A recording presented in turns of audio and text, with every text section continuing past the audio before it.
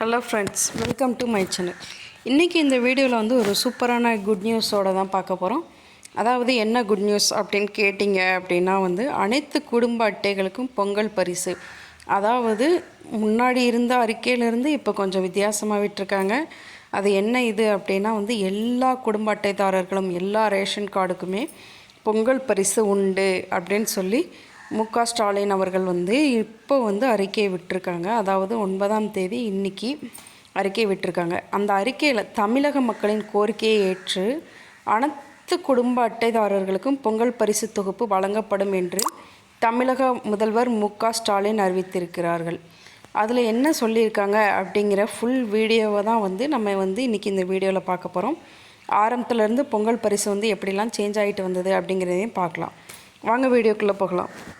ஆக்சுவலாக வந்து ஃபஸ்ட்டு வந்து பொங்கல் பரிசு வந்து தொகுப்பில் வந்து என்னென்னலாம் இருக்கும் அப்படின்னு சொல்லியிருந்தாங்க. அப்படின்னா வந்து ஒரு எண்ணம் கரும்பு, அதுக்கப்புறம் வந்து ஒரு எண்ணம் 1 கிலோ பச்சரிசி, அதுக்கப்புறம் வந்து 1 கிலோ சர்க்கரை.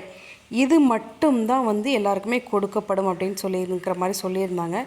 அதுக்கப்புறம் வந்து பொங்கல் பரிசு தொகுப்புடன் 1000 ரூபாய் வழங்குவதற்கான டோக்கன் வந்து கடந்த ஞாயிற்றுக்கிழமை இருந்து எல்லா ரேஷன் கடையிலையுமே கொடுத்துட்ருக்காங்க. அவங்கவுங்க ரேஷன் கடையில் போயிட்டு அவங்கவுங்களுக்கான டோக்கனை வந்து வாங்கியிருந்தாங்க. முன்னாடி வந்து எப்படி சொல்லியிருந்தாங்கன்னா, சர்க்கரை மற்றும் பொருள் இல்லாத குடும்ப அட்டைதாரர்களுக்கு வந்து அந்த 1000 ரூபாய் எண்ணமும் பொங்கல் பரிசு தொகுப்பும் கிடையாது அப்படின்னு சொல்லியிருந்தாங்க. அரிசி கார்டுகளுக்கு மட்டும்தான். அதே மாதிரி வருமான வரி கெட்டுபோர் இவங்களுக்கெல்லாம் வந்து கிடையாது அப்படிங்கிற மாதிரி சொல்லியிருந்தாங்க.